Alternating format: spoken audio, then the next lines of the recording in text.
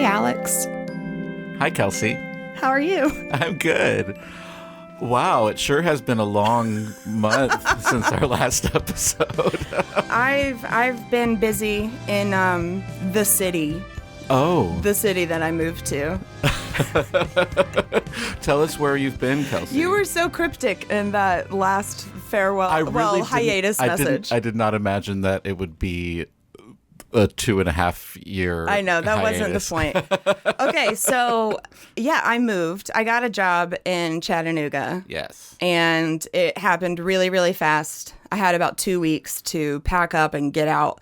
So we didn't really have time to figure out what was going to go on with the podcast. And then we talked about bringing it back, but things just got really busy. And I got a new job, too, where I had much more responsibility than I ever did. We've both been very busy. Yeah, and it takes about 2 years to settle into a new role. I'm sure, yeah.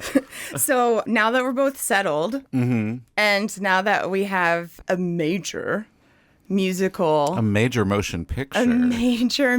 Motion picture to talk about. Yeah. You want to talk about it? Yeah. Today we're going to be talking about Wicked. Hey, wait. You should ask me if I want to talk about Wicked. Would you like to talk about Wicked, Kelsey? We're talking about... I want to bring up one of Galinda saying, right! Okay, so we're talking about Wicked. Yes, we're talking about Wicked. The 2024 new release. Uh-huh. I think it's still out in theaters as we're recording this. I think it's still out in theaters, although it is... I feel like it goes straight from theaters to streaming. I saw that it's coming to Peacock for free streaming very soon. Yeah, so I watched it streaming. Listen, I watched it last night because I really did not want to watch this movie. Okay. I kind of went on a journey. At first, I was obviously interested. Right. Pretty much any new musical that comes out, it piques my interest. Right. And I know this is a big one. But then the press tour killed me. I think it killed everyone. It was awful. Yeah.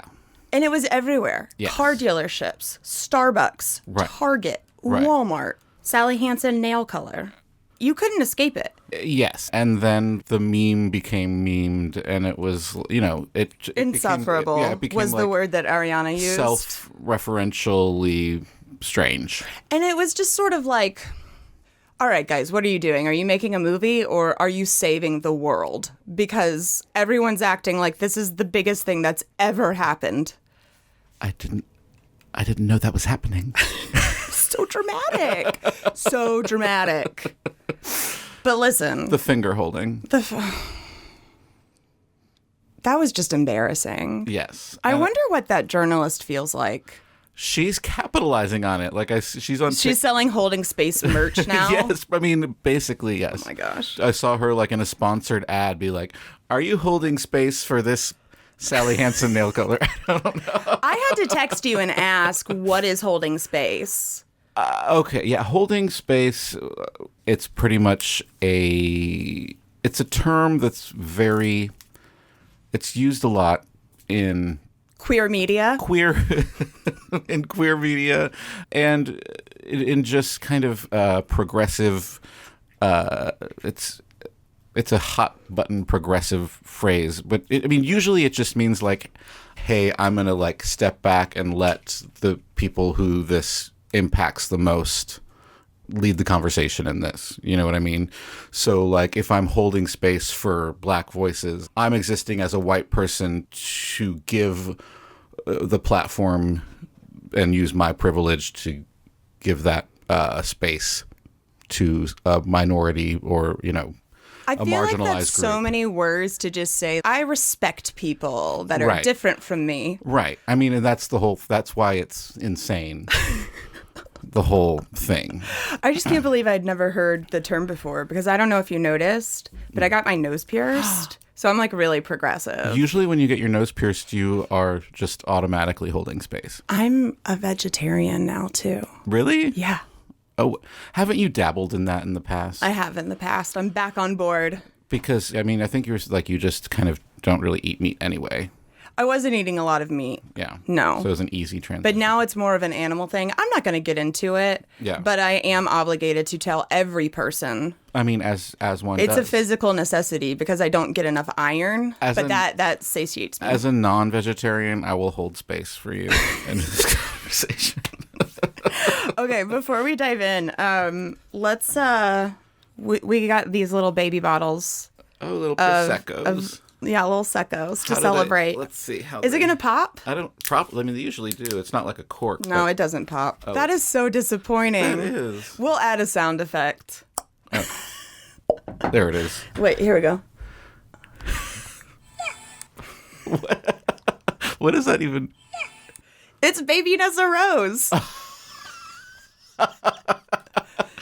Baby Nessa Rose. Ask me if I eat meat. Do you eat meat?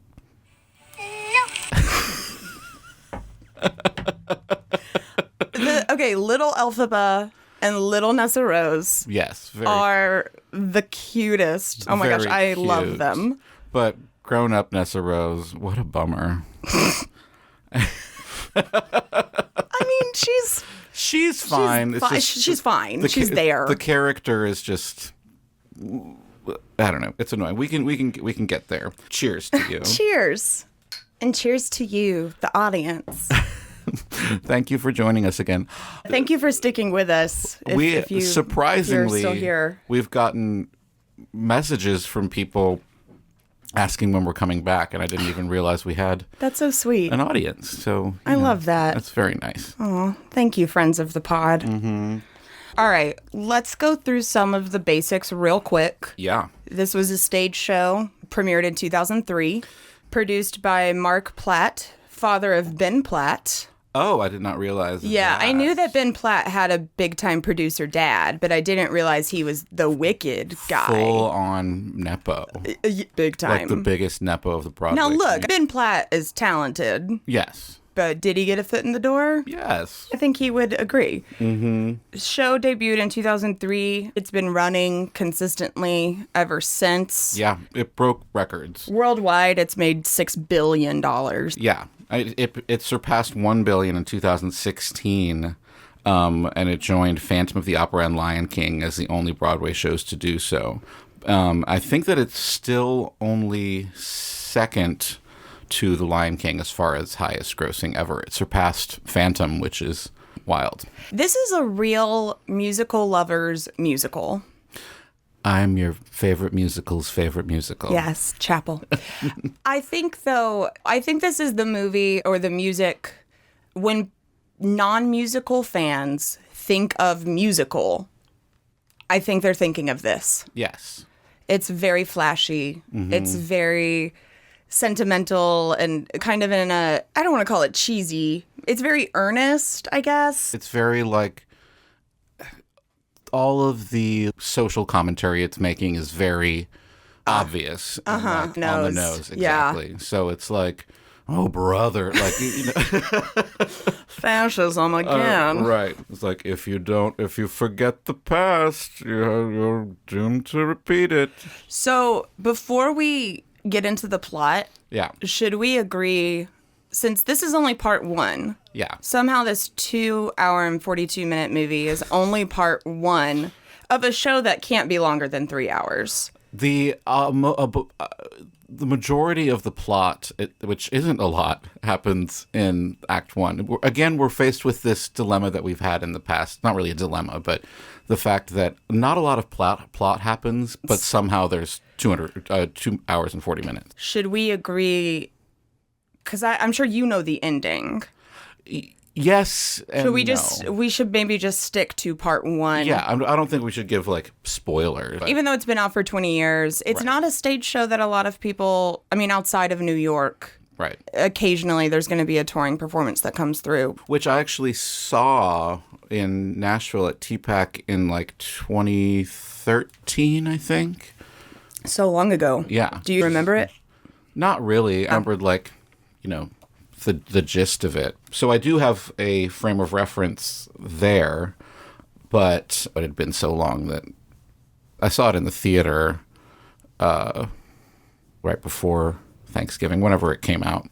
For anybody that's listening to this that isn't familiar with Wicked, although I kind of assume you are, but if you just got here by mistake and you are curious, Wicked is basically, it's the quote-unquote real story of the Wicked Witch. Right. Kind of an origin story. Yeah, it's kind of a prequel / retelling, because I think by the time we get to Act 2, and this isn't to give any spoilers, but once we're in Act 2, it's kind of running alongside what's happening in The Wizard of Oz. And I mean, the movie starts with, I guess we're going to call it a flash forward, because it starts with Glinda. Do you want to jump into the recap? Because I do have more stuff about the origins of the show, of the show itself.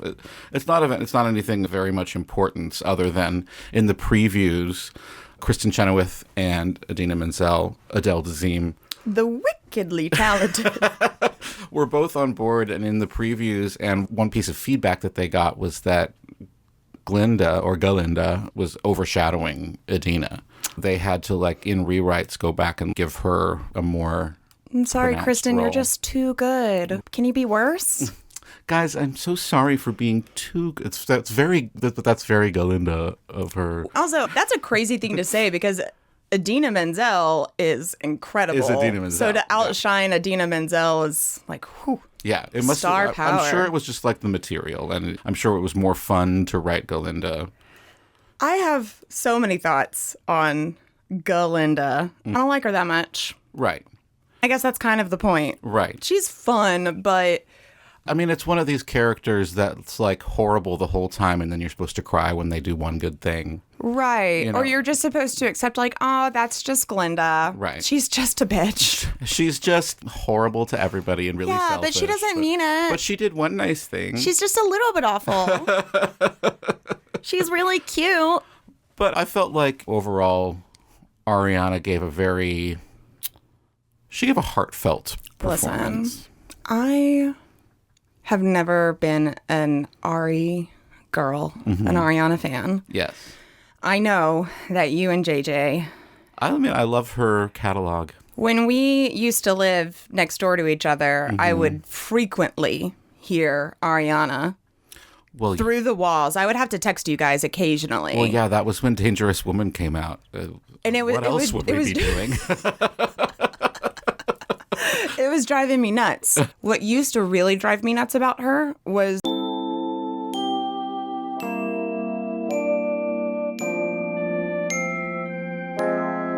Hey, Alex.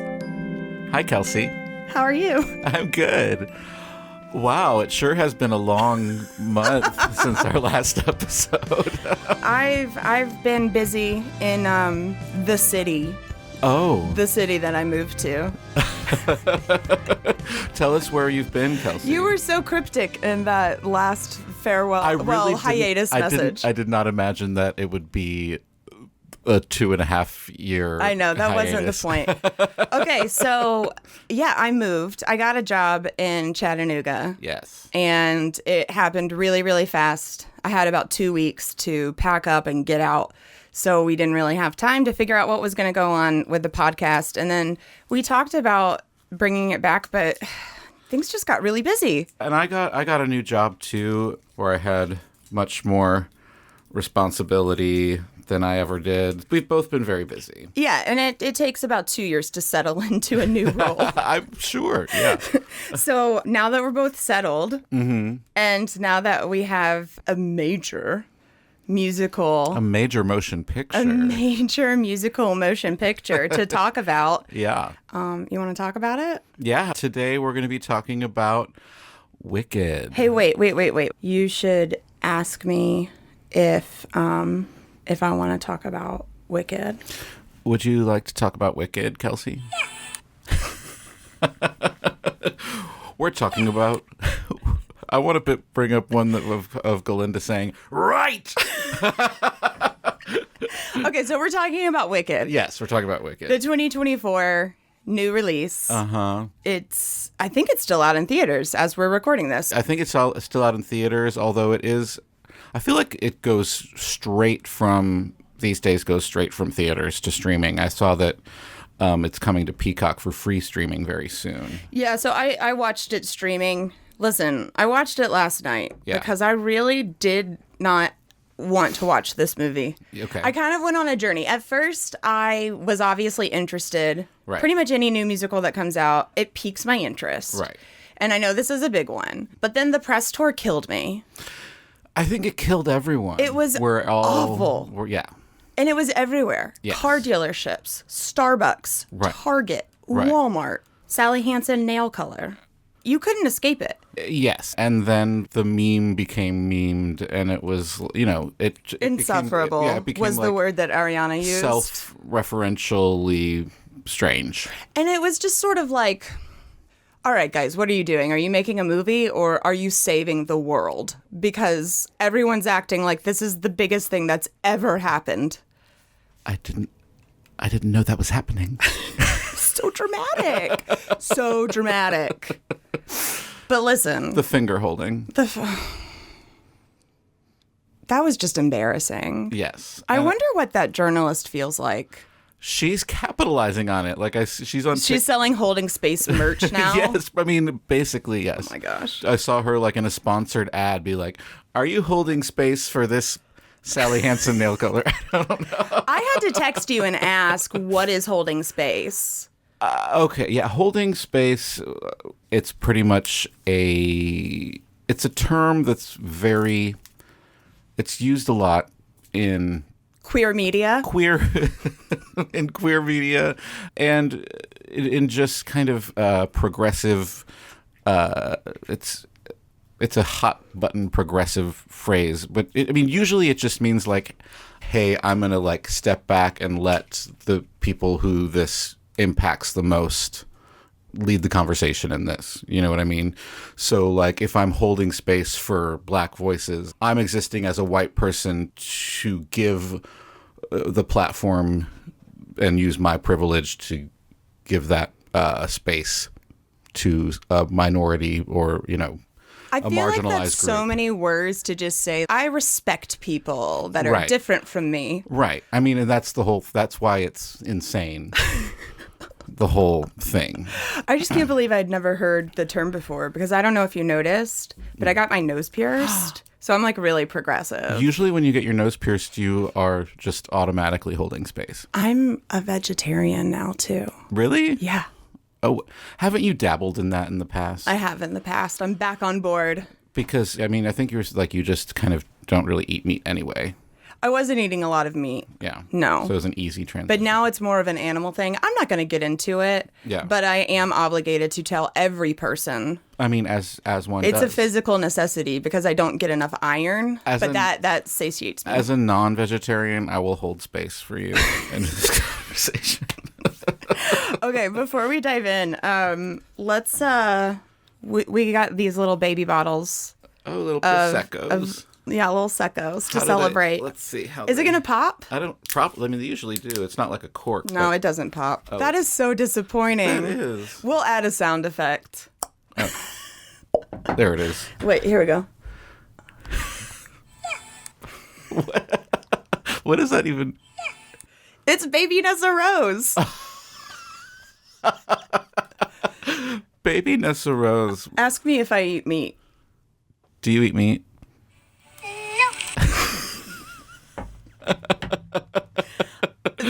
Little Elphaba and little Nessa Rose. Yes, are the cutest. Oh my gosh, I love them. But grown-up Nessa Rose, what a bummer.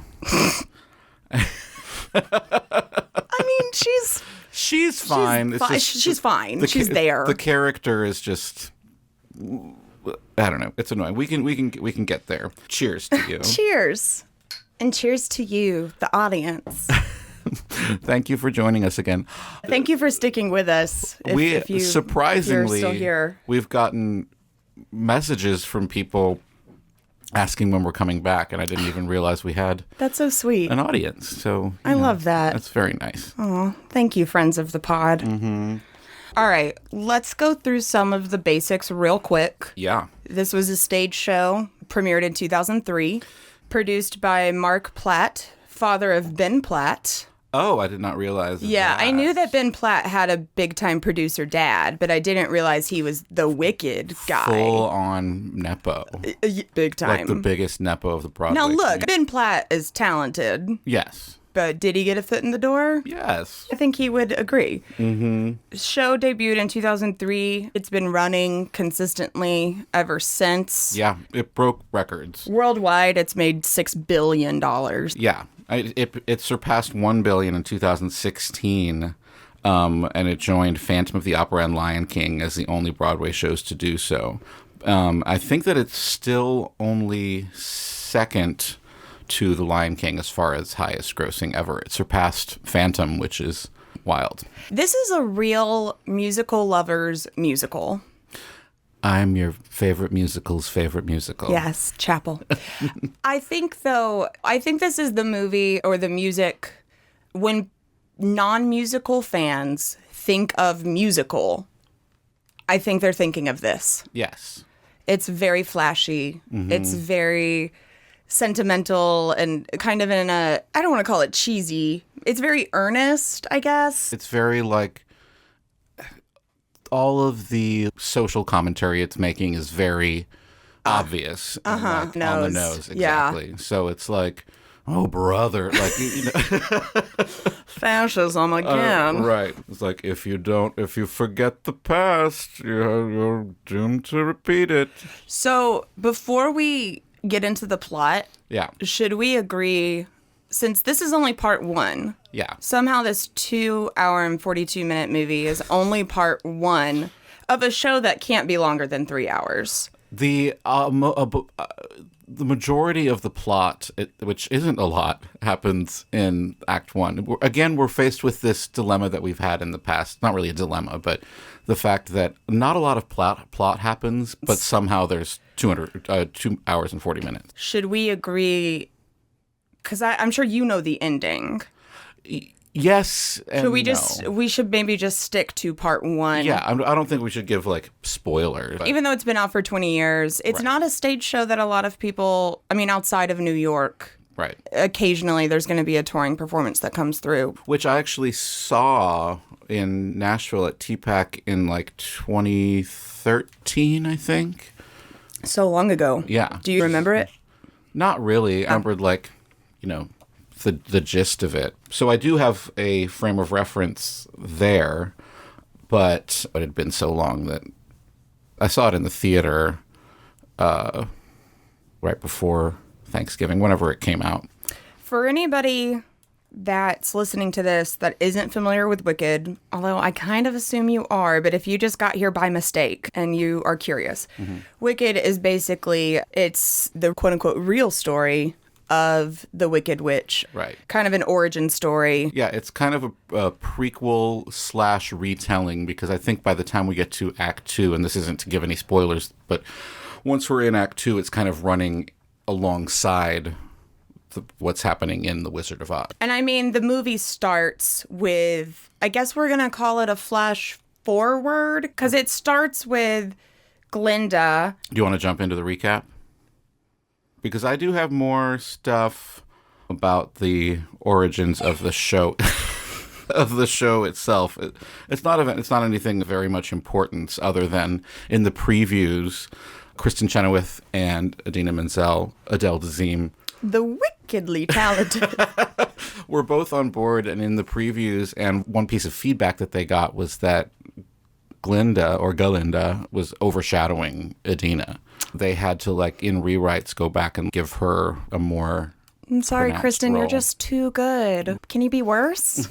Guys, I'm so sorry for being too good. That's very Galinda of her. Also, that's a crazy thing to say, because Idina Menzel is incredible. Is Idina Menzel. So to outshine Idina Menzel is like, whew. Yeah, it must. Star power. I'm sure it was just like the material, and I'm sure it was more fun to write Galinda.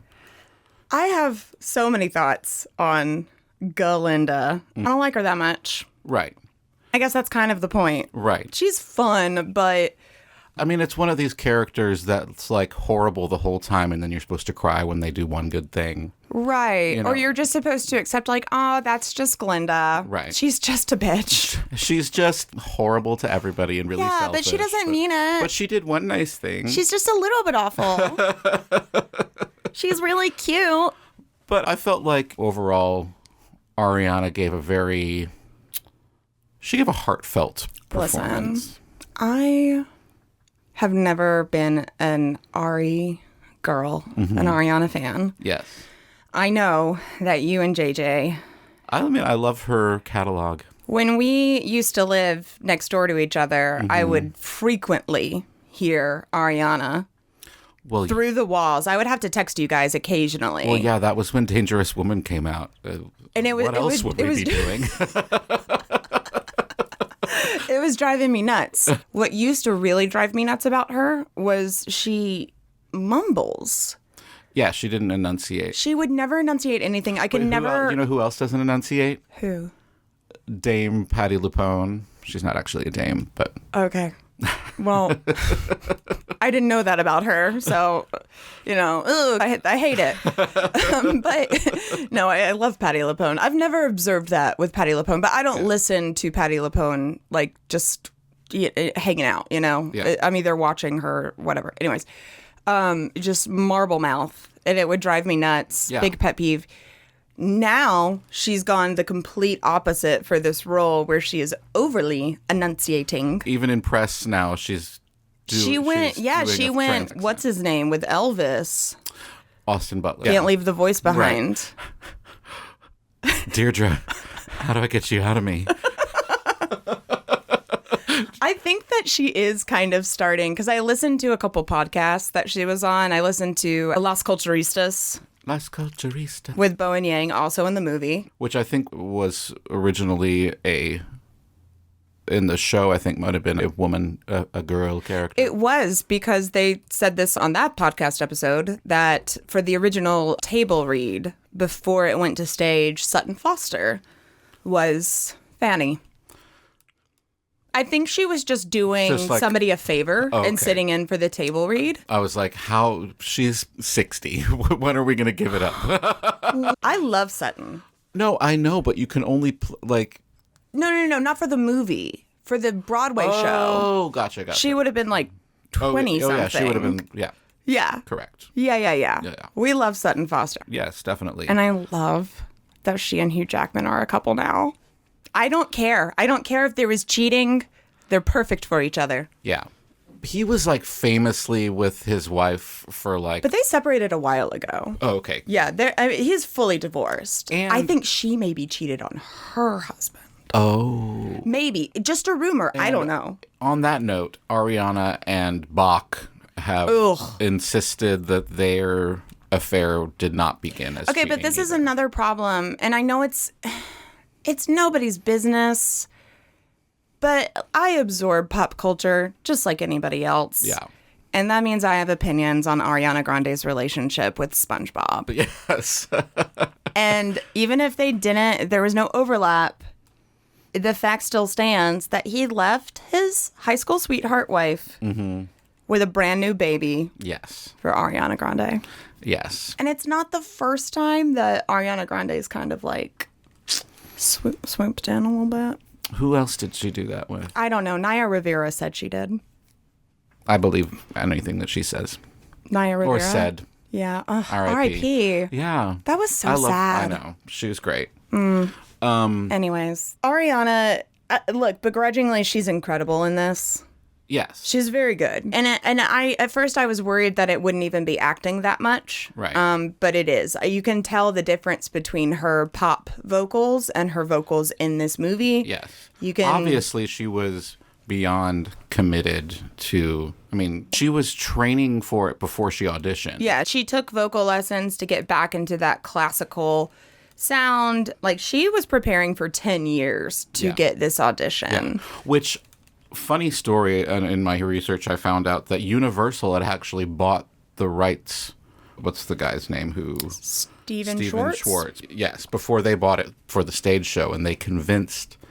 Oh, they bought the book? Yes. Well, they bought the rights to the book. Yeah. And then Universal did for the movie. They optioned it. Exactly.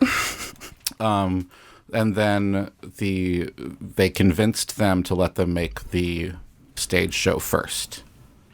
Did you watch, there's a thing on Peacock that's like the making of Wicked, where they talk about that, how Mark Platt wanted to make it a movie originally. Steven Schwartz heard about that and said, hey, I think that you would be better off making this a stage show. Can I help you? So basically, Universal has owned the movie rights since like 1997 or whatever it was. Well, I'm glad it finally happened.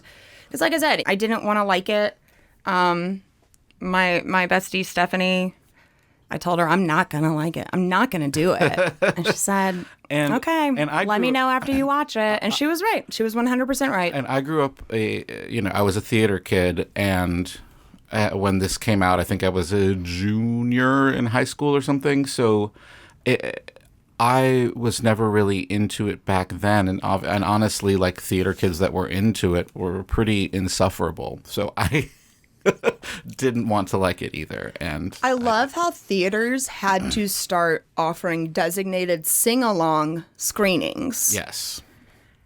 I've seen a few movie musicals in the theaters, and I've never had this issue. I've never run into, people wanting to sing Les Mis at Les Mis. Right. West Side Story, nobody's singing along.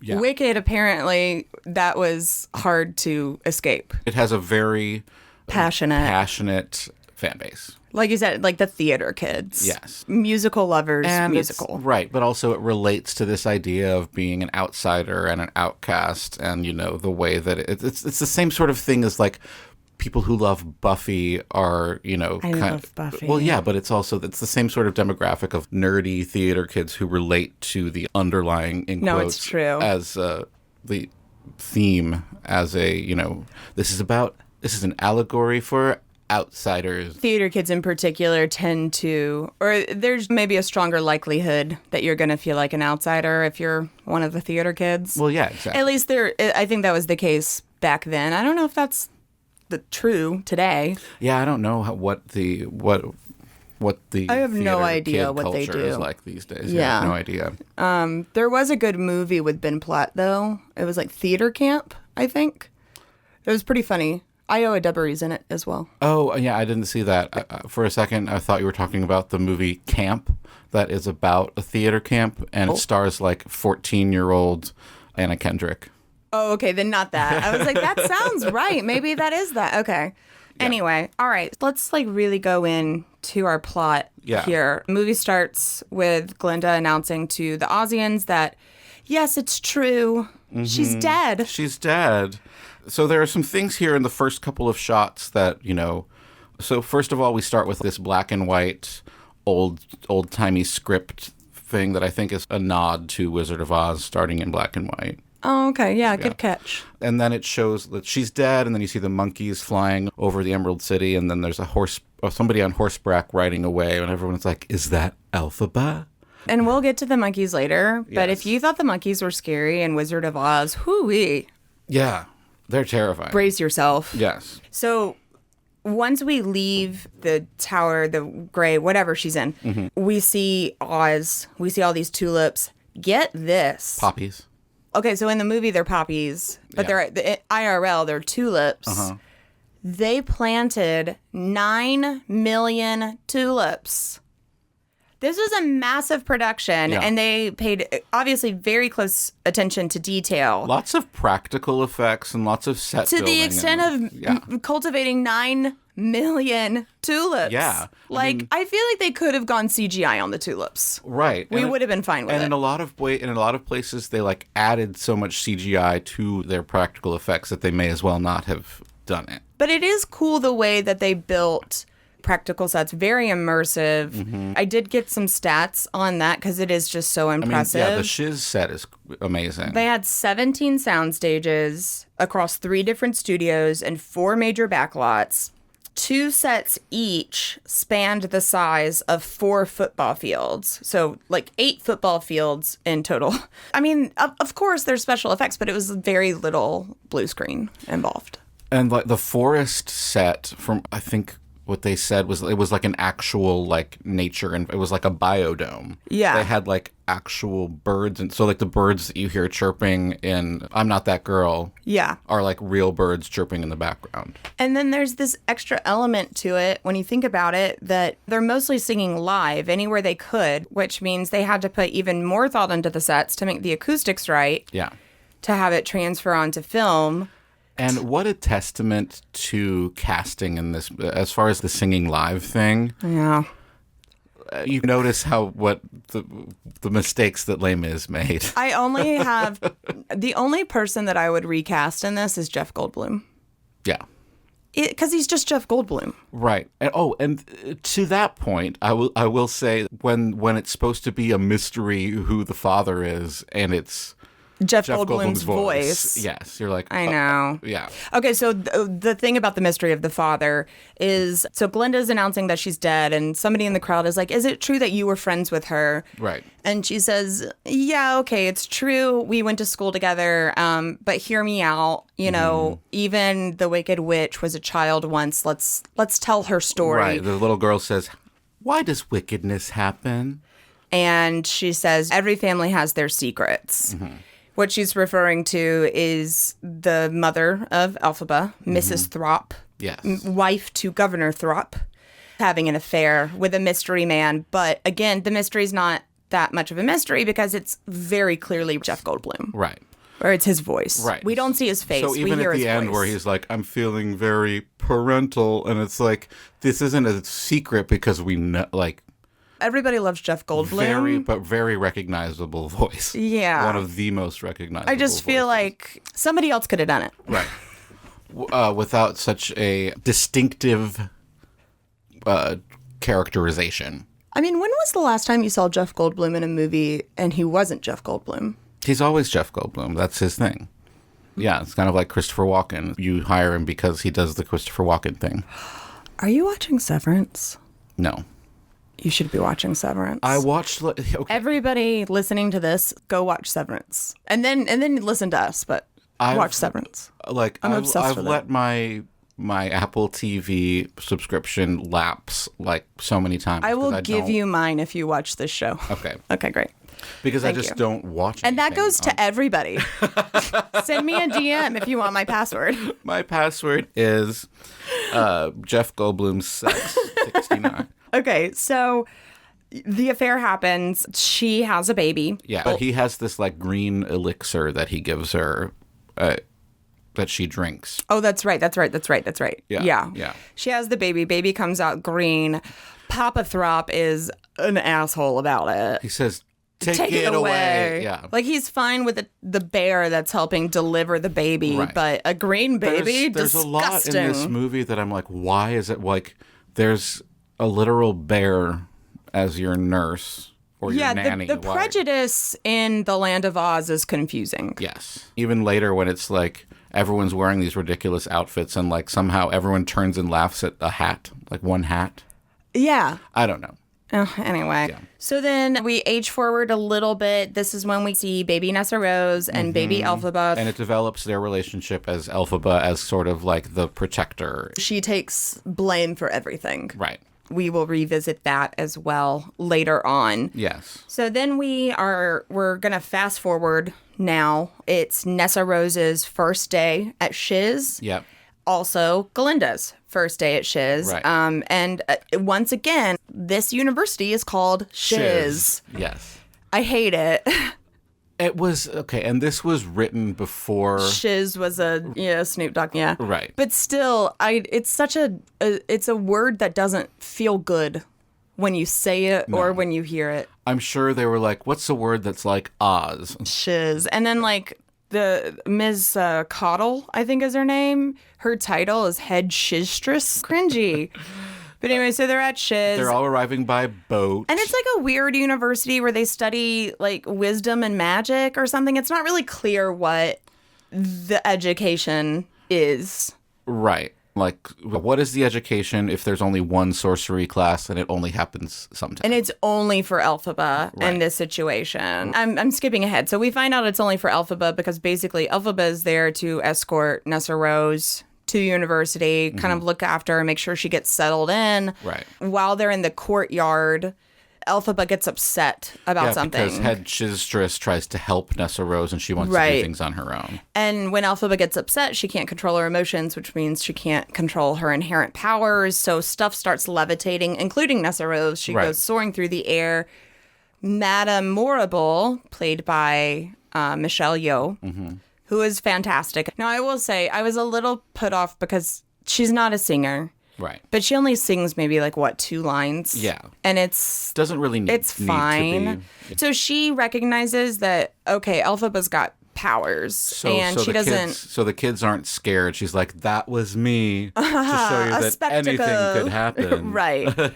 And in the same moment, she says, I want you to enroll. You can room with Miss Glinda because Miss Glinda happens to have a private suite. Right. But there's room she for says, Elphaba. can I get a volunteer to, and Glinda says, yes.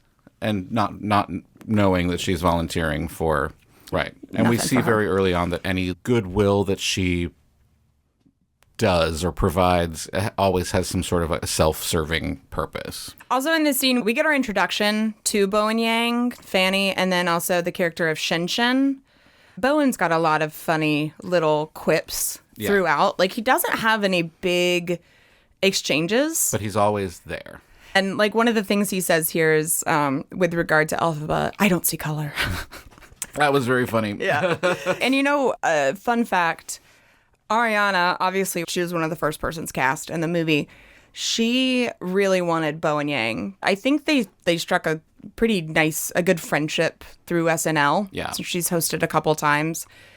She called Lorne Michaels. Right, because cast members are not allowed to be in movies. Famously, you're either here or you're not. Right. But she called Lorne and got Lorne to agree. Which is why, I'm guessing why so many cast members leave once they start getting bigger, because they want to, Well, I think they leave too just because they tend to get, they age and it's a really demanding schedule. Oh, yeah. I've been watching a lot of SNL stuff. We talk about SNL on this podcast all the time. Oh, yeah. I watched a bunch of the 50th anniversary. Yeah. And then the movie Saturday Night, so good. Oh, I didn't watch that. It's so good. It's on Netflix. So anyways, we get our character introductions. We are introduced to Bach, who obviously is obsessed with Glinda. And she, for the first time, calls him Bick instead of Bach. She gets his name wrong throughout. Yeah, it's funny. Yeah, Bach, woodsman of Munchkinland. Right.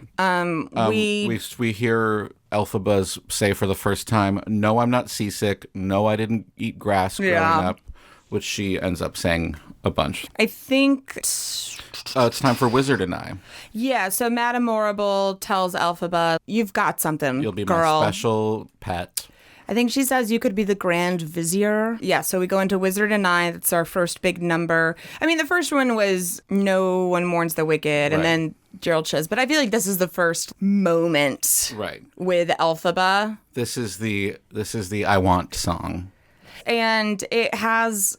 there's a lot of tropes, but they're well executed.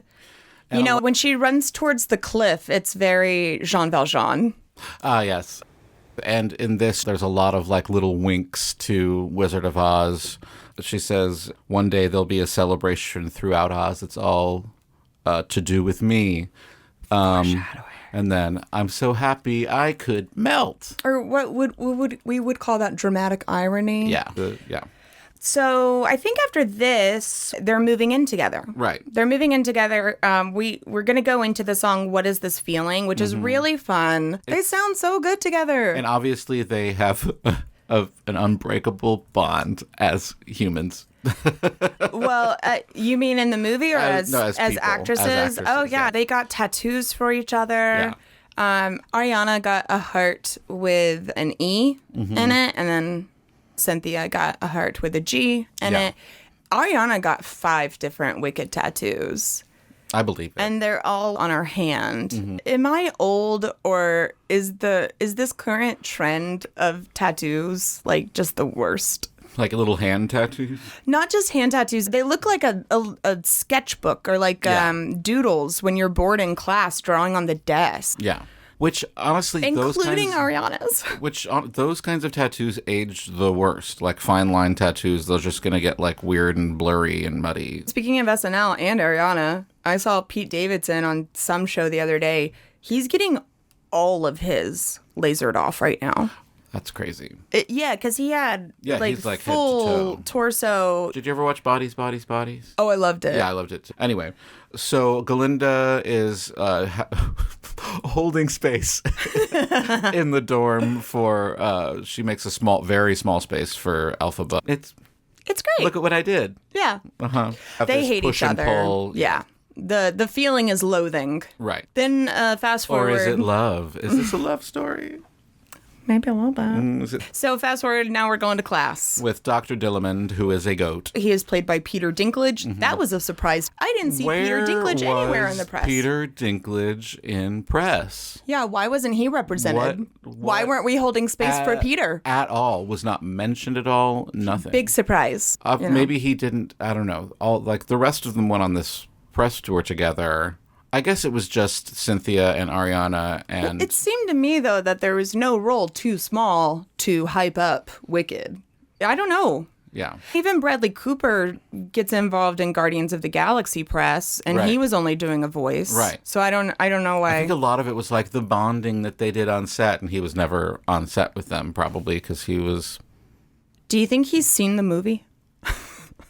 He doesn't seem like the type that was he at the premiere? I don't know. I don't know if he was. I've never seen him in any pictures. Also, I don't know if he was on if they were acting with what they were acting with when the goat was like there. A tennis ball thing, right. Or like or was it Peter Dinklage? Like it was Andy. It was Andy a la Serkis. Andy Serkis. Yes.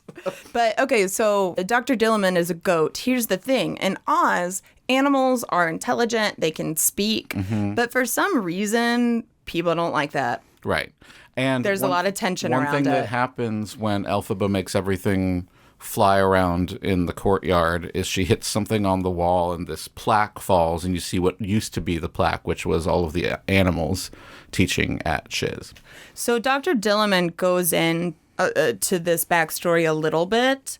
It's an entertaining exchange with Galinda, but also it'll make you hate her. Because first of all, she can't stop trying to correct him about her name. He explains, I'm a goat. We don't have like upper front teeth. So I can't say Galinda. And she just won't let it go. Yeah. Super annoying. And then while it is obnoxious, it's hilarious. She says, when he starts talking about the deal with animals in Oz, she says something to the effect of like, can you just teach us history instead of harping on the past? And that's when he says, well, if you don't know the past, then that's your... I mean, what is history? What is he supposed to harp on? Well, exactly. That's the joke. So then he goes to put something on the chalkboard. He flips it around and somebody has vandalized it. And they've written, animals should be seen and not heard. Yes. Class dismissed. He's very upset. He is obviously shaken up. He backs up into a vase and breaks it. And so Elphaba stays behind. A vase. Yeah. Elphaba stays behind to help him clean it up. And so they talk a little bit. She follows him once he leaves the classroom because he's going to his secret animal professor's meeting. But before that, she has a little class with Madame Morrible where she's trying to levitate this coin and she can't do it. Madame Morrible is like, what happened in class today? She's trying to get her to have a strong emotion. So she's like, I heard something crazy happened in Dr. Dillamond's class. And so she gets Elphaba worked up enough to like make everything break again. Yeah. She's like, you'll get there. Yeah. So then she's like following Dr. Dillamond. He's at the animal meeting with, it's a cute little assortment of animals. We've got a piebald deer. We've got a shoebill stork. We've got like a snow leopard. Yeah. And we've got a little tamarin. The tamarin's my favorite. Yeah. Really cute. But they are upset because word is getting out that for some reason animals are losing their voices. Yeah. Dr. Dillamond says, I was talking with a dear friend, and someone says, a deer? He's like, no, a cow, actually. The piebald deer. It's like, oh, another one? Are they single? No, a cow, actually. But the cow disappeared with a bunch of other ones. At that point, the snow leopard's like, all right, getting the frick out of here. Right. And this is the while song I can still Something say Bad. goodbye. Yeah, Something Bad. It's like the one song we get from Peter Dinklage. And this is another one where it's, vocals aren't amazing, but you didn't have to have amazing vocals for this song. Right. It's just upon doing research, like everyone's like least favorite song in the show, which I mean, it doesn't really, it moves the plot along and that's about it. There's not like a great song. And you know what? Kudos to the people that made the movie. They didn't cut any songs or any characters from the stage show. Yeah. Which usually is the case. Yeah. So I appreciate that they did leave it intact. Yes.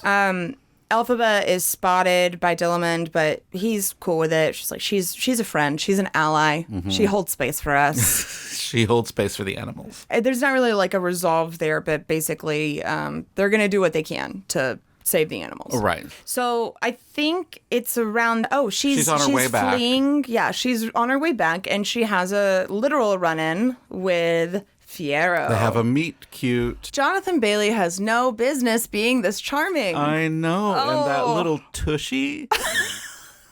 My God. I think a lot of people have heard this, but it's extra adorable, so I'll say it again. The horse he's riding is his Bridgerton horse. Yes. Because he loves his horse.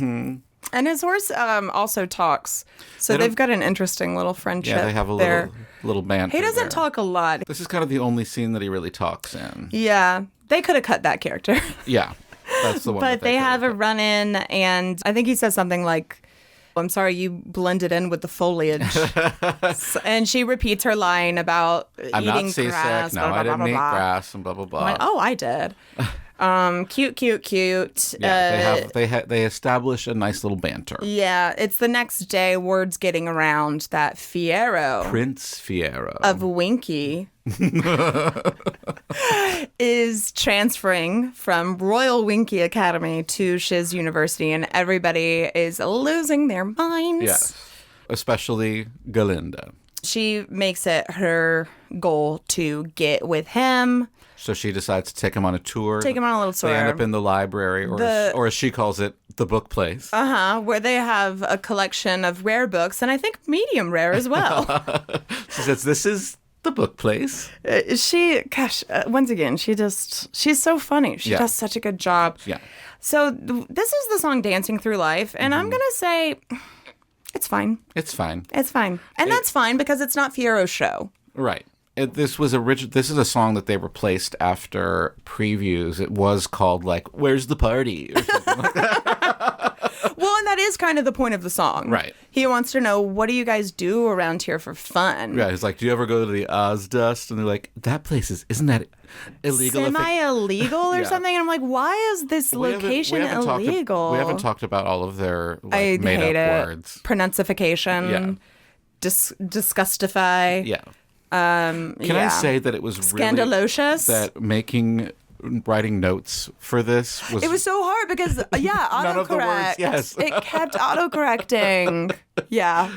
Very obnoxious. Yeah. I had the same experience. He's just running around flirting with everybody, including He's a cad. including boys. Is Fiyero canonically bi? Maybe. I'm not mad about it. But he's just basically just inviting everyone to the Ozdust. Yeah, they're going to ballroom. break the rules. Yeah. Also, okay, can we just touch really quickly on the ages of this cast? Yeah. It's all over the place. Yeah.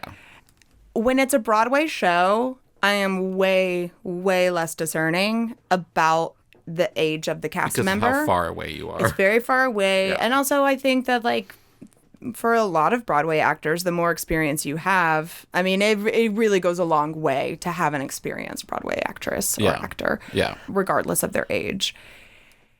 Look, I love Jonathan Bailey. He's a babe.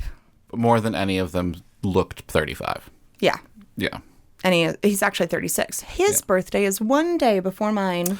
Wait, he's another Taurus? That's why we love him. Yeah. Taurus, Aries cusp. But yeah, is this like a university for 18-year-olds? Or like, when do you go to university in Oz? And I mean, you know that Elphaba is supposed to be older. It never tells you like how much older. She's also, I think, about 35. And so is Ari, I think. Ari's a little bit younger. Ari's like 30, 31, 32. Yeah. Nessa Rose, the elder, is the youngest one on the cast, I think. And also this is crazy, the first Nessa Rose ever to actually be, like, handicapped. Oh, really? Yeah, like in any stage show, it's always been a handy-capable, or not, well, just a capable, Yeah. a person without a disability. Sure. Yeah. Interesting. Mm-hmm. You know, another interesting thing to go along with that I think we can all appreciate is for the choreography that involved Nessa Rose, they hired a dancer who is also in a wheelchair to assist with the choreography to make it, you know, authentic and also accessible for her and something that would translate well on screen. Which I think is really nice. Yeah, that is good. Going the extra mile. Yeah, and I'm sure she knew how to navigate a wheelchair better than somebody who didn't need one would be. Have you ever tried to get around in a wheelchair? Yes. Yeah, I did. I mean, not in a real way, but at the Adventure Science Center on one of the adult nights that they do, shout out Adventure Science Center. They had this installation where the point was to show how important ramps are and how just the tiniest little variance in the degree of the, you know, the angle can make a world of difference for somebody that experiences life in a wheelchair. Yeah. And so they've got two different ramps. One of them is like to code and the other one's not. Just like why ADA accommodations. And the are one so that's important. not, it was so hard. Yeah. Like it takes so much physical upper body strength to get yourself. Yeah, it was mind blowing. Yeah. Very eye opening. Again, you know, I don't know what it's like to go through life like that, but it sounds difficult. My grandpa was in a wheelchair when this was like around junior high before he died, but they stayed with us a few times and I would like roll around in his wheelchair. I learned how to spin. You just do the wheels in opposite directions. Okay. And you can spin around. Cool. But yeah. So anyway, Bach again is obsessed with Galinda, and Bach wants to take Linda to the Oz Dust will you thing. save me a dance? And she is like, to get him off her trail, is like, why don't you ask her, that tragically beautiful girl? And just to gain favor with Glinda, he says yes. But it turns out Nessa is actually really into Munchkin guy. Yeah. She's excited by this idea. Yeah, she's got a munchkin fetish. She says yes. She says yes. Uh-huh. And or wait, no, actually I think she says and then she's so excited she's telling Elphaba. Right. This is all thanks to Glinda, because he told me that Glinda emboldened him. He was too nervous, but she gave him the courage. And Elphaba obviously is very skeptical. And she's like, you leave Glinda alone. She's the victim here. Yeah. Elphaba takes it to heart, though. Like, she's really appreciative. She's skeptical, but yes, she's appreciative that somebody did something maybe for her sister, whom she cares for greatly. And this was another memeified moment, when Nessa Rose sings, "We deserve each other, me and Bach." Well, and that whole "we deserve each other," it's used 2 more times in this sequence as we go through the Ozdust. Mm-hmm. It's referring to Nessa and Bach. Yes. It's referring to Glinda and Fiero, and then Elphaba and Hat. So speaking of Hat, everyone's getting ready for the Ozdust. And this is probably the bitchiest moment that we get from Glinda and her little minions. Yeah. They're like, the minions are. So Glinda finds this hat that her grandmother made for her, and it's a classic witch's hat, right? Which obviously doesn't exist in. And why anyone would make this hat is beyond me. Right. It is an ugly hat. Right. Especially in the context of no one ever having seen a witch's hat before. Right. Witchy friends are like, why don't you like give it away or something? She was like, I don't hate anyone that much. So they have an unspoken agreement that they're going to try to give it to Elphaba. And she does.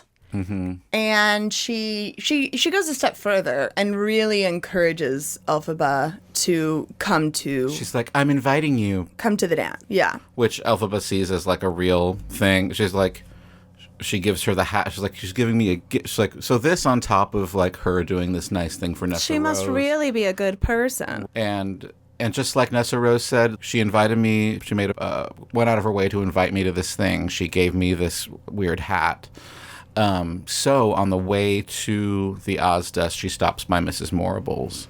And she asks for a favor. We don't know what the favor is yet, Right. But it becomes clear pretty shortly after. I mean, first, let's just touch on the choreography at the Ozdust real quick. Mm-hmm. Oh, and also the animal band, adorable. Mm-hmm. They've got a little flying squirrel on the drums. Yeah.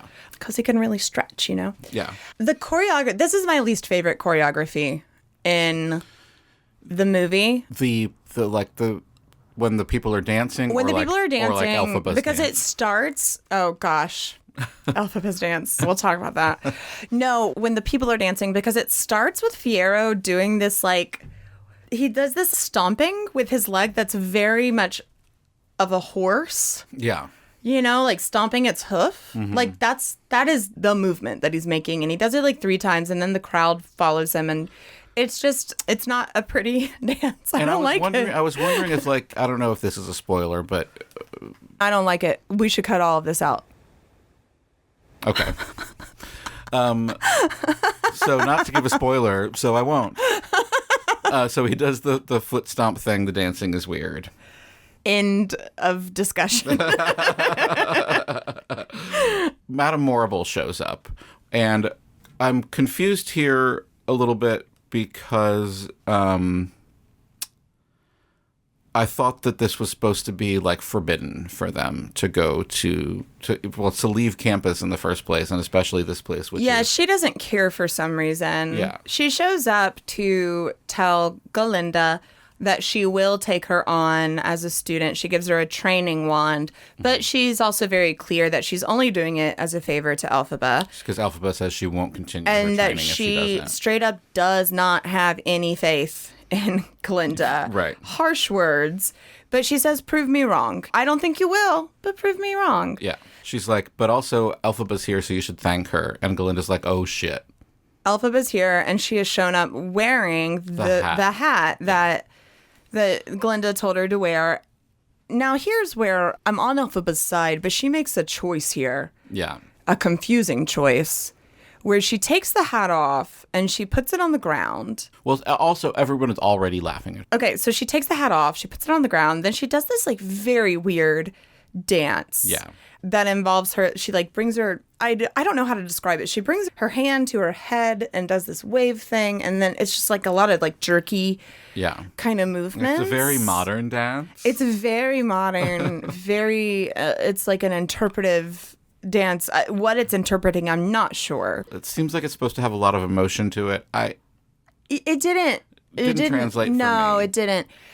So everyone's laughing, and finally Glinda starts to feel some remorse because this is basically all of her fault, and she realizes Elphaba's only done nice things for me. Yeah. So she does the dance with Elphaba. Yeah. And once Glinda does it, everyone it's joins super in. cool. Yeah. And everybody does the dance. And her bitchy friends are like, Elphaba, stop. And she says, no. Frick you guys. Yeah. I'm doing it. Right. And then they do it too. And also, like, fuck Nessa Rose, because she's been, like, horrified this whole time. And then once Galinda's doing the dance, she's like, I'll do the dance too. I can kind of understand being the younger sister, and she already feels different in her body. And then her sister is like green. Always embarrassing her. And she thought that this was going to be her chance to just go out on her own and be her own person. Is it fair? No. But is it understandable for a young woman to feel this way towards her older sister? Yeah, absolutely. Also, we should mention that, okay, in the original Wizard of Oz and the book, there are no ruby red slippers. They are silver slippers or heels. They're not slippers, just to give everybody the visual. Yeah. They're silver, and that's the shoes that she wears in this movie. Mm-hmm. The dad gifts them to her when Nessa Rose. Yeah, gifts them to Nessa Rose when she enrolls at Shiz. Yes. And then we see her wearing them at the dance. Right. They don't really become relevant at any point in this part of the movie, but just knowing the significance in Wizard of Oz, like, we can expect to see them. Fall on Nessa exactly. Rose? I'm ready. Yeah. No, I didn't mean to say yeah. Yeah, me too. She's really annoying. Okay. So then they hug, and Elphaba's crying. And they're besties. Yeah. So then they're back at the dorm, and Galinda's like, I couldn't possibly sleep. And so they decide to have girl talk. Let's share secrets. Yeah. Okay. She's like, my secret is that I'm going to marry Fiyero. He doesn't know that yet. Right. But she's going to, and then she wants a secret from Elphaba, but she's like, what is this green bottle? that really you sleep demanding with? about it. She steals the bottle. And that's when Elphaba tells us the really sad story of her upbringing, which is the dad, Governor Throp, blamed Elphaba for everything growing up, including... So he didn't want Nessa Rose to come out green, so he made her mother chew on milk flowers. Milk flowers, day and night. Mm-hmm. And as a result, Nessa came out too early, and the mother died. Yes. And he says that's Elphaba's fault, and she's heard that so much that she believes it at this point. Mm-hmm. Now, Galinda does the right thing and tells her, that may be your secret, but it's not true. That doesn't make it true. Yeah. I wrote that down, too. It is a very nice moment. Mm-hmm. And then we get makeovers. Yes, which ends up just being a flower, but it still makes her feel beautiful. She does try to turn what she deems the frot, which is the frock/coat. Ball gown. I mean, once again, like, her comedy is fantastic. Right. So this is the song Popular. Yeah. Which is her big number. Popular. Yeah. Popular. It's so good. Yes. It's really, really good. It's very catchy. I was singing it in the shower this morning. Mm-hmm. I won't make you guys listen to my rendition, but it's very good as well. If you've seen Victorious on Nickelodeon or seen her on Saturday Night Live, Ariana Grande is obviously like a gifted comedian.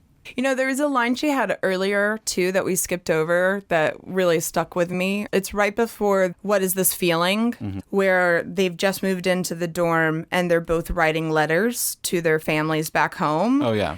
And Galinda starts with, guess what? And then she says, I cannot hear your guesses because this is a letter. So I will just tell you. I thought that was great. And she's talking about, I don't remember what she says, which is, did they have brains or knowledge? Don't make me laugh. They were, and Elpha says, popular. And she goes, right. Okay, I did not tag that moment, so I'm going to have to go back and watch it for that specific. Very funny. But then, yes, she's trying to change it's between a frock and a coat. It's a frot. It's a frot. And then she can't do it. Right, because she's using her new wand to try to turn it into a ball gown. Ball gown. She gets really physical with it, too. Yes. So she's trying all of these different outfits and stuff on her, and none of them are really working, so she decides just to put a pink flower in her hair, and she goes, pink goes really well with green. She says it goes good with green. Oh, right. And Elpha says it goes well, and she goes, I know.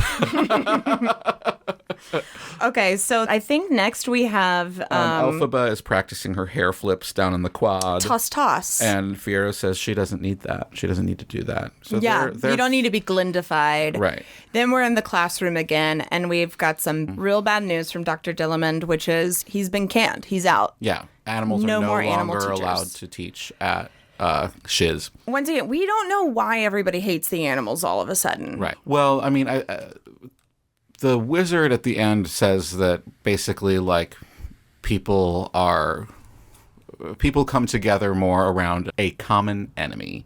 So that's kind of why he vilified the animals. It's like, why the animals, you know? Whatever. Anyway, so that's when Dr. Nicodic, I think is his name, or Professor Nicodic.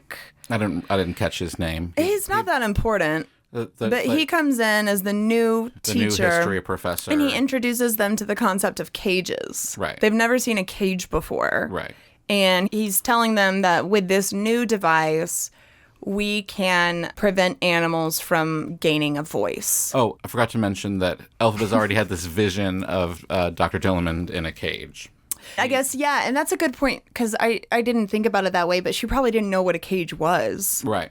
because somehow they've never thought of, like, they have all these different contraptions for how animals navigate the world and all these crazy inventions, but cages never cross their minds. So he has brought in this, like, leopard kitten in a cage. A lion cub. Oh, is it a lion? It's so cute. Yeah. And this one is CGI. So Elphaba, when she gets emotional, she can't control her powers. And she had brought Dr. Dilliman's favorite flowers, poppies, to give to him, and he... And this is a callback to Wizard of Oz, where they lay down in the poppies. They get too sleepy because, you know, they're opium or whatever. But in this instance, everybody in the class passes out except for her and Fiyero. She gets upset and, like, slams the poppies down, and everyone goes to sleep except for her and Fiyero, So Fiyero grabs the cub, and they abscond to the forest. Yes. And then Fiyero and Elphaba have a moment. Yeah. So, but while they're running away, she puts the cub in the bike basket, and it's another callback to the Wizard of Oz. It looks very much like Toto. Yep. They get to the woods, and she has a moment with Fiyero, and basically says, you know, you're not this selfish guy that you present yourself as. He's like, oh no, I am. Yeah, I'm. And she said, then why are you so unhappy? He didn't like that. He doesn't. He does not like being confronted with his feelings, and he literally runs away. But he's also like, why didn't you do it? Why didn't, like, everyone fell asleep. Why didn't you do it to me? And she doesn't answer him. She says, you've got a cut on your face, and she touches him, and that's when he's like, oh, I don't know what this feeling is. I gotta go. And also at this point, it has shown Miss Madame Morrible show up to the class of sleeping people, and she's like... She sees what's happened. She sends an urgent letter to the wizard. Right. Yes. So after this moment with Fiyero is when I'm she Not sings, That Girl. Yes. Another big moment for Elphaba. And it's a very, very pretty song. It's a pretty song, And it's just about, you know, how she's not the girl who wins the guy, basically. Because it shows her, like, she's watching Bach and Nessa and Fiyero and Glinda, and it's basically just kind of like... She who's winsome, she wins him. It's just her and Hat. That's, It's me and Hat. So after that...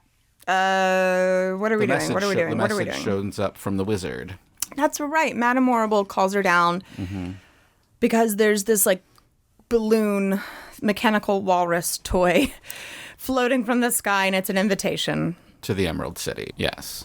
Everyone's really excited. Everybody goes to see Elphaba off. But first, what did I skip? Right after that shows up, a storm shows up, and Madame Morrible's like, I'll take care of this. I can control the weather, which, who knew? That's the only magic she's ever done. The rain. Yeah. She pulls out an umbrella to keep Elphaba from getting wet. She's like, another call to says, Wizard of Oz. Yeah, she said, mustn't let you get wet. Wonder why.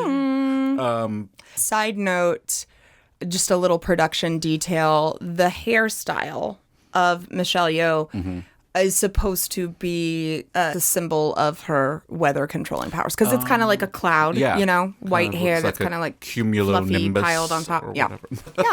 I like little things like that where you can tell how much effort they put into every single detail. Yeah, lots of details. So they all go to see her off. By the way, another practical set piece, the train. Yeah. Is it a full steam engine? Like, no. But it's like a moving, operating car. Yeah. That's like 50 feet long or something like that. It's big. It's very big. And they're the only ones on it. Well, we'll get there. The mustache man calls... Oh, right. A mustache man. calls all aboard. And there's a couple exchanges that happen here. We do see... Fiyero comes to see her off. And Glinda says that he's been different ever since the day at the class. He's been thinking. Yes. Shows up wearing a poppy. And he says as much to Elphaba that he's been thinking a lot about that day where they saved the cub. And then... Linda's like, oh, me too. Yeah. I can't stop I want to be thinking about it included. either. She's like, I've been thinking about it too. I can't stop thinking about it. Actually, I can't stop thinking about it so much that I've changed my name. Right. She changes her name in an homage to Dr. Dilliman. Not being able to say Galinda.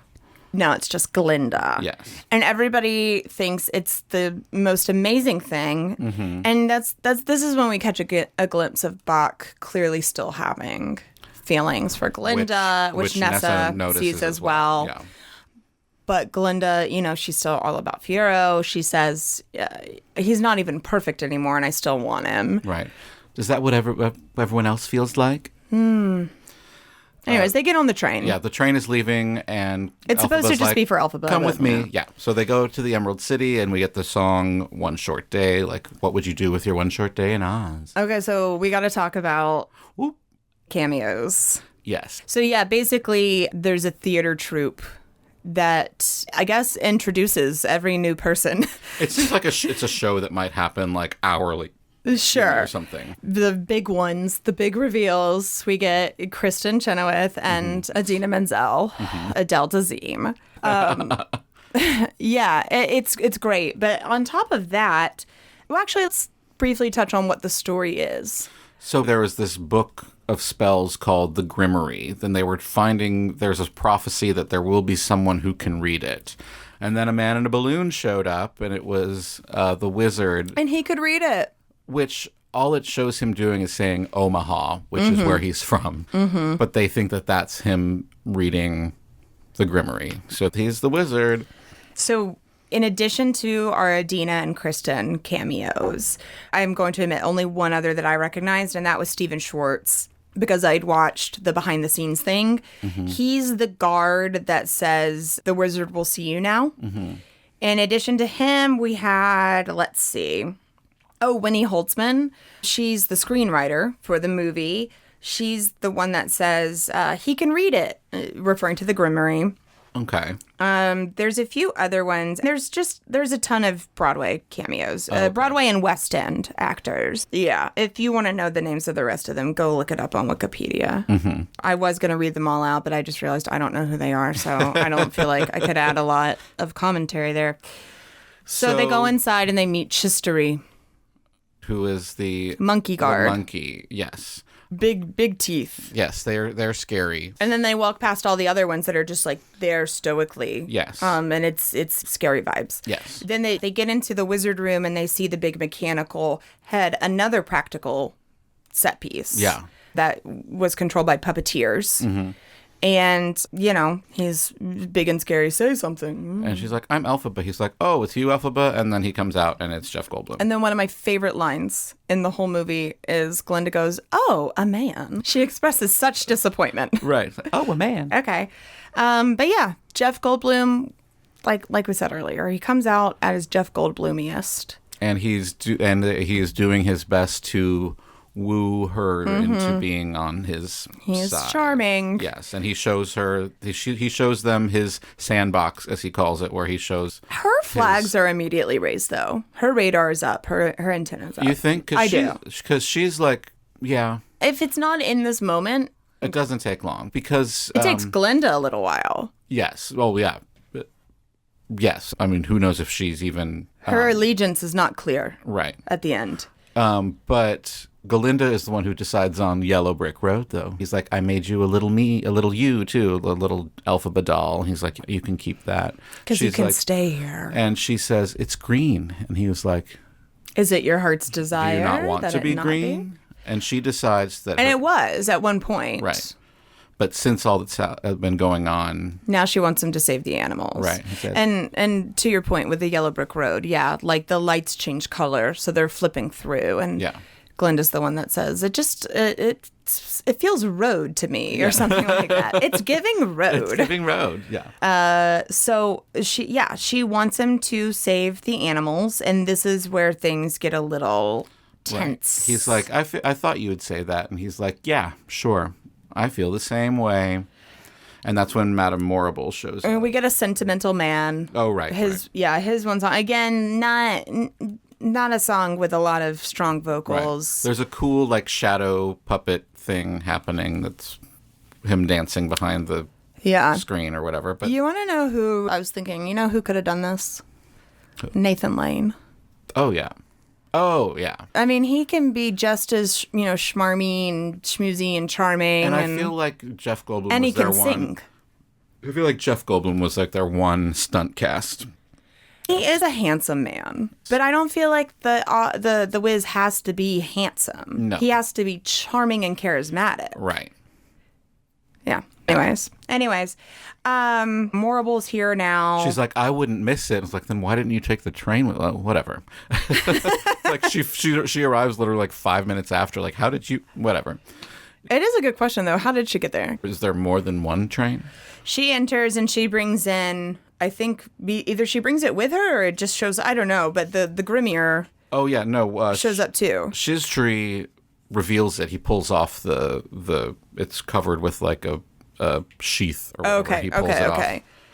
And it's the ancient book of wisdom. I think they say thaumaturgy. I don't know what that is. I don't know. And enchantments. Right. And immediately it opens up. And they're like, for Elphaba. They're like, hey, why don't you read it? Why don't you go ahead and read it? And she's like, I will. I want to prove myself. And she can. She just starts reading it. But Glinda like, has a freaking meltdown. But so the wizard is like, you know what? Shizdri is always looking outside longingly at the birds. Oh, yeah. And so it opens to this flight spell. Which, okay, so it becomes clear that Shizdri doesn't give a shit about birds. Right. He just says that to get her to do the winged monkey spell. Right. And the thing is, because Shizdri doesn't have a voice, he can't explain, I don't want wings, I don't care about birds. Yeah. And, okay, so Elphaba does the spell. The book just opens up for her. She immediately knows how to read it. And these wings, very violently. Yeah, it's some wolfman body horror. It looks so painful, and like there's noises and it's. I don't know if you've ever seen like a werewolf movie or something where it's like very viscerally graphic. Or hey, Jeff Goldblum in The Fly. Yeah, talk about body horror. Right. Oof. And then it happens to all the other ones outside. Right. And Elphaba sees how horrific it is, and she tries to get it to stop. That's when Madame Morrible says there's no spell from the Grimoire can be reversed. And they see all of the other monkeys getting wings, and Morrible goes, they'll make perfect spies. Eyes in the skies, trolling for seditious animal activity. Animal offenders. So this is when Elphaba fully realizes, like, oh, GTFO. I did the wrong thing. And then they send the monkeys after Elphaba and Glinda, who's tagging along with her. Yeah, Morrible says to Glinda, like, hey, if you want to save your place here, you go get her. The monkeys are really scary. They're like breaking through the glass windows, trying to capture them. They almost get Glinda, but she escapes. They make their way up this tower where a hot air balloon. It's like where the wizard's original hot air balloon is stored. Right. And they get into the basket. They get real close. But then the roof, it's like a dome that opens up like a flower, like a flower blooms, and it's closing. Yeah. The hot air balloon explodes. And the guards are after them as well, and one of them grabs Glinda's leg. Give me my leg. Give me my leg. They take those guards down very handily, but they can't escape. The hot air balloon catches on fire. It collapses. And at this point, the wizard and Morrible are making announcements everywhere. Elphaba is evil. Yeah. And there's a storm brewing in the sky. That's probably the storm. And this is the moment where she figures out that she can levitate, but it's mostly the broom. I think she's trying to levitate herself. She's trying to do the same wing spell. The power goes to the broom. Right. And Glinda's like, where's your wings? It didn't work. And then the broom comes up. And that is our segue into defying gravity. Right, which is like 40 minutes long. Listen, no. Okay. Look, I don't know music theory. I don't understand the mental process behind this. But why do I cry every time I hear that song? It's not even like that sad of a moment in the film, but as soon as I hear it, just like it's just sobbing. It's just powerful. It's so beautiful. Yeah, it's just powerful music. It's so beautiful, and they sound so good together. Mm-hmm. But of course, it's mostly Cynthia's. Yeah. And she wants Glinda to come with her, and for a moment you think that she might. They're holding on to the broom together, and singing together. But then there's this moment where they both realize that the Glinda can't do it. Right. It's like she won't be the one who goes along with her, but they both recognize what each other's choices are going to be and are both, make peace with that. But then Elphaba gets away. She has her big war cry in the air. Right. She gets away. Madame Morrible kind of like takes Glinda into her arms. And that's when we're kind of like, is this a self-preservation thing? Probably a self-preservation thing, but also like, I don't know. What do you think about this? Ariana Grande on Las Culturistas was saying how she thinks there's a lot of strength in this scene from Glinda. Like, it takes strength for Glinda to recognize that she's not an activist type, that she's not going to be the one to make change. So she has to see that in herself and recognize her role, which is to stay back. And to give people hope. And that there's strength in knowing who you are in that sense.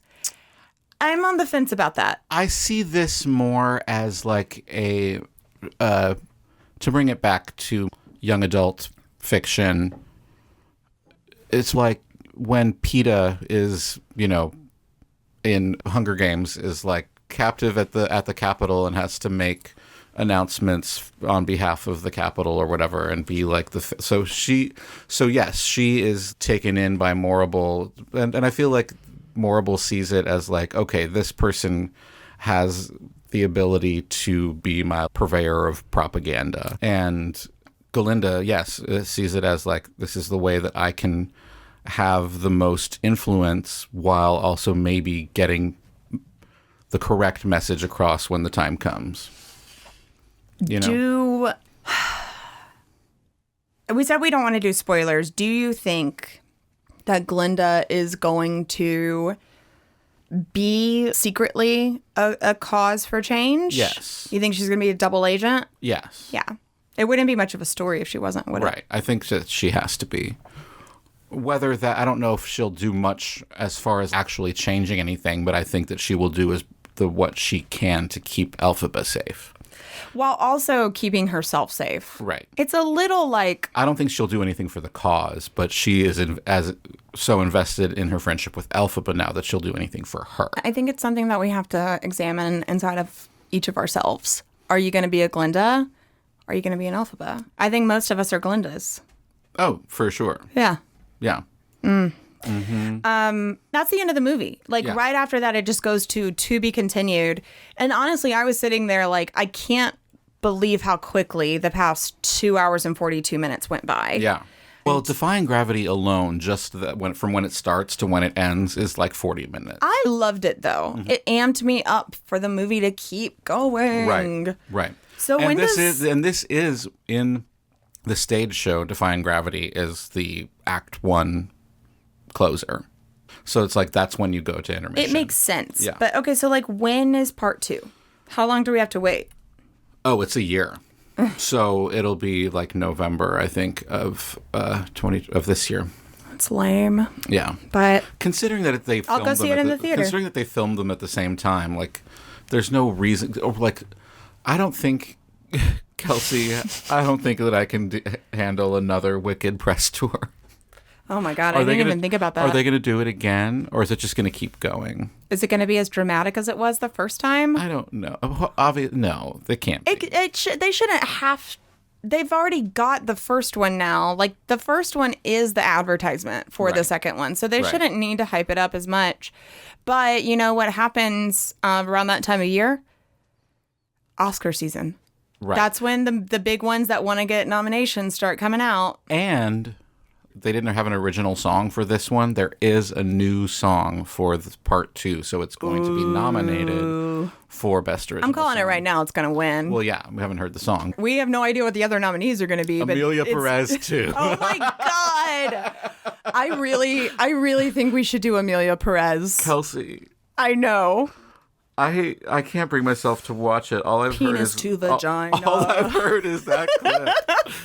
Man to woman, woman to man. It's so bad. bad. It's so bad. It's so bad. And now there's all of this There's so much controversy. drama. I don't even know what's happening. Oh my God. I can't keep up with Amelia Perez drama. I don't want to. Exhausting in a very different way than Wicked was. Yeah. This is the worst kind of press tour. I would rather keep up with Blake Lively. And We could have a whole podcast about that too. all of that is just it's Things are not looking good for Blake. It's delectable. It isn't is. it? It is.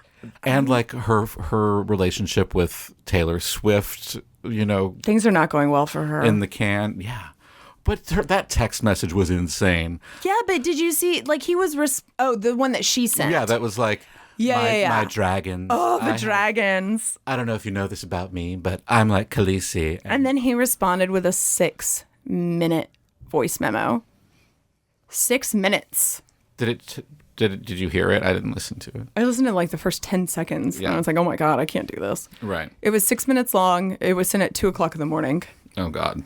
It's come to light that Taylor did not take kindly to Blake using her as a playing chip. So you don't think that Blake is going to be with Taylor at the Super Bowl today? No, it's already confirmed that she's not. Oh right, it is Super Bowl Sunday.